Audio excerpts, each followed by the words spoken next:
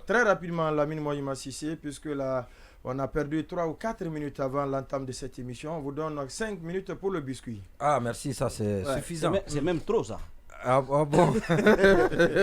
Ah, ça c'est une attaque contre le modérateur qui est en toute indépendance.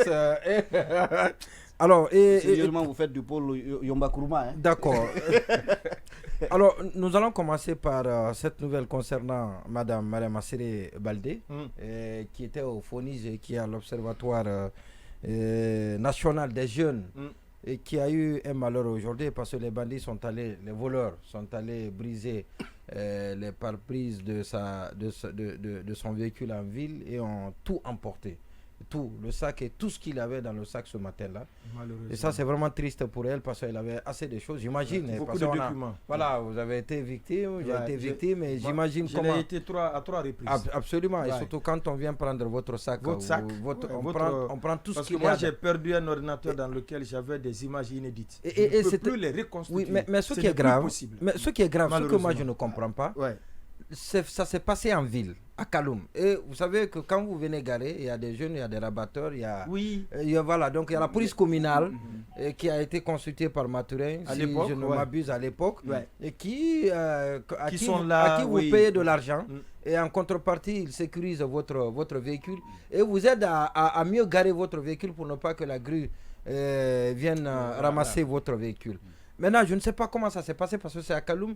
C'est son chauffeur qui était dans la voiture, qui est parti prendre le petit déjeuner, et qui a garé, qui est allé au restaurant. Le temps pour lui de revenir, les bandits avaient déjà fait ce qu'ils avaient. Donc il avait son ordinateur, ses documents, des clés USB qui contiennent beaucoup de documents, beaucoup d'informations. Sans compter l'argent, c'est moins important dans ces circonstances.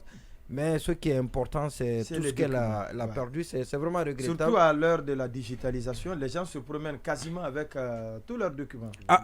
Justement, tout le monde. Toute l'archive. Toute l'archive. Exactement. Et peut-être que, pour terminer là-dessus, par exemple, le MacBook, l'intéressé ne pourra pas l'utiliser. Peut-être elle a peur que l'intéressé n'aille bazarder ou jeter quelque part et la faire perdre. C'est-à-dire que le monsieur ne va pas en profiter avec l'ordinateur et elle aussi elle ne va pas retrouver. Moins si elle pouvait retrouver son ordinateur, tout ce qui est sur la clé, sur les différentes clés perdues et ce qu'il y a aussi dans l'ordinateur, elle peut les retrouver. Et donc c'est vraiment, nous compatissons à cette douleur. Maintenant, et pour la dernière chose, parce qu'il me reste encore 1 minute 30 secondes, c'est de parler de ce pont unique de Tana Energy tient beaucoup. Alors l'information... Oui, il y a du nouveau. Positif ou négatif? Positif, c'est toujours positif. Depuis le lancement. Vous qui parlez de ce pont? Non, depuis la pose, la première pierre au mois de... Non, pas que vous caricaturez là. Cette façon de présenter est une caricature. Voilà, donc oui. C'est un biscuit. Je ne veux pas qu'il ne soit pas. Ce n'est pas pour amer. Vous n'êtes pas en train de flatter, mais plutôt caricaturer. Alors donc je dis depuis la pose de la première pierre le 18 janvier 2023, les travaux ont commencé, les terrassements et puis tout a été fait. Mais ce qui est nouveau, c'est qu'il y a la direction générale qui a reçu la notification de crédit. La direction générale de quelle structure? Du FER, parce que c'est le FER qui est le bailleur de fonds. C'est bon de le préciser. Et c'est un projet innovant, on l'a toujours dit. Bien entendu, c'est un break pour construire ce pont à péage.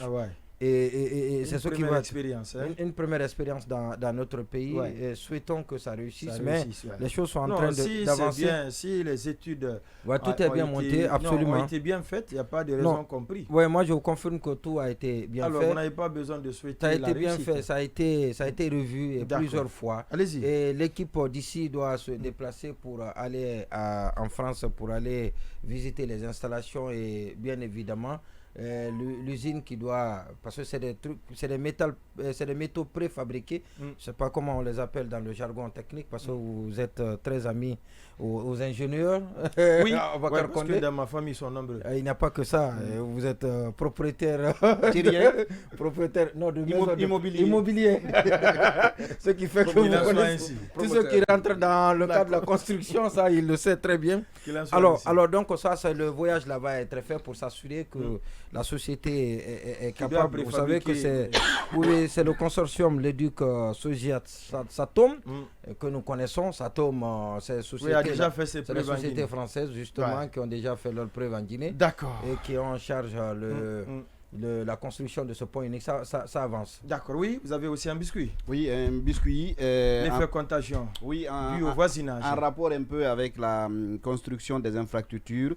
À quel niveau? Qui était prévu pour la CAN. On sait que la CAN a été, disons, on nous l'a retiré, mais malgré ça... L'organisation de la compétition, bien entendu. Voilà, mais malgré ça, il y avait eu des engagements. Moi, je pense que c'est...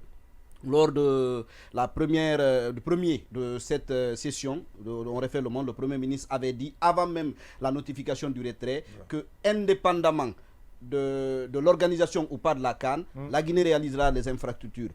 Oui, il l'a dit, oui. Dr Bernard Goumou. Depuis, je pense qu'on a aussi reçu le ministre des Sports, qui a dit ici que pour garantir la rentabilité, pour garantir la rentabilité des infrastructures, la Guinée allait organiser d'abord le Chan.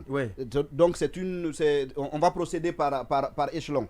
Alors aujourd'hui, on ne sait pas pratiquement qu'est-ce qui se fait. On en est à quel niveau? Voilà, on en est à quel niveau. Selon mes informations, des contrats ont été signés avec des entreprises. Ces contrats ont été enregistrés à la fois aux impôts et au trésor. Mais pour le moment, il n'y a absolument rien qui bouge. Non, il n'y a absolument rien qui bouge.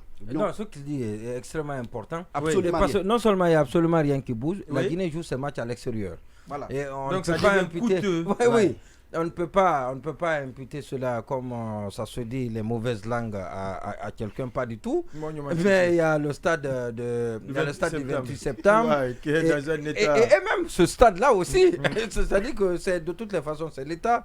On peut bien aider à rénover, à le président de la transition était très engagé par rapport à la réalisation justement des infrastructures sportives. J'ai l'impression que ça c'est déjà derrière nous. Donc les infrastructures on n'en parle même plus. Et même le terrain, c'est KPC qui est en train de faire les pelouses à l'intérieur du pays. Il y a Antonio aussi qui l'a fait à Dinguiraye, qui est en train de le faire à Dinguiraye. Et donc ce sont toujours les mêmes particuliers, ce sont ces privés qui sont en train de s'occuper de la construction des infrastructures, en lieu et place de l'État qui s'était pourtant engagé à construire les infrastructures dans le cadre de la CAN. Non mais il le dit déjà, les contrats avaient été déjà signés avec les entreprises. Absolument. Et qu'est-ce que ces entreprises, qu'est-ce qu'elles vont faire? C'est sûr qu'elles ont dû débourser de l'argent pour l'enregistrement. En tout cas, avait été rendu disponible. Voilà, donc l'avance de démarrage avait été rendue disponible. Et qu'est-ce qu'on en a fait entre-temps? Rien. Au ministère des Sports. La seule infrastructure qui continue, c'est celle que KPC est en train de construire à côté du stade. Le village Cannes.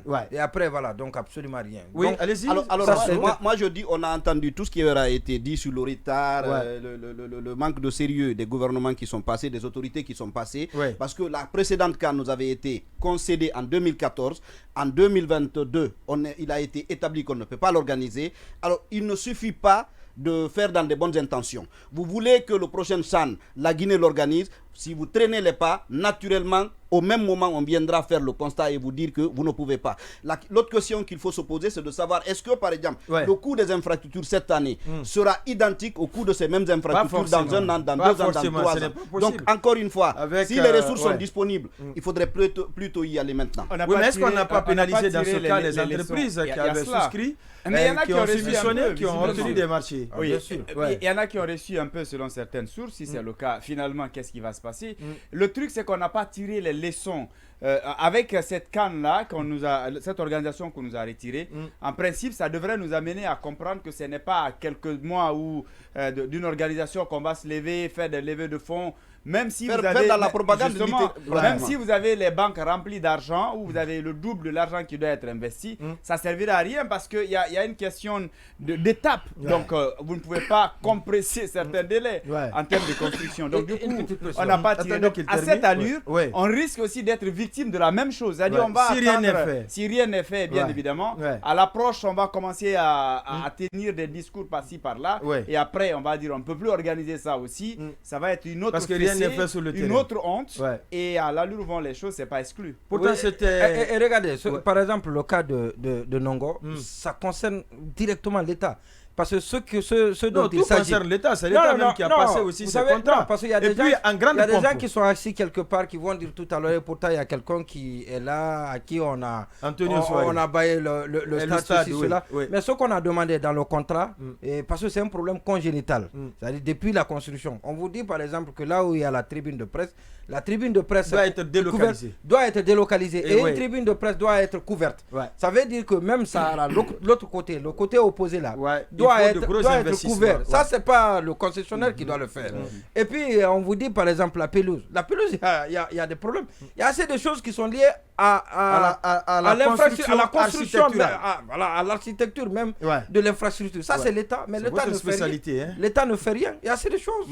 Alors, on pourrait penser par exemple les autorités actuelles, y compris le président de la transition, sont réfrénées par le fait que, oui, aujourd'hui, elles peuvent initier les infrastructures, mais l'organisation du CHAN ou de la CAN, ce sera entre griffes au crédit d'autres autorités qui les auront remplacées. Parce qu'on peut penser que tout ce qui a été fait récemment, c'était pour qu'éventuellement la CAN ait lieu sous cette transition. Mais en même temps, si c'est cette vision-là, elle est plutôt étriquée. Ouais. Sinon, si vous avez initié quelque chose, vous en êtes nécessairement comptable quand ce sera organisé. Vous n'êtes pas obligé d'être là au moment où on organise pour qu'on vous l'attribue.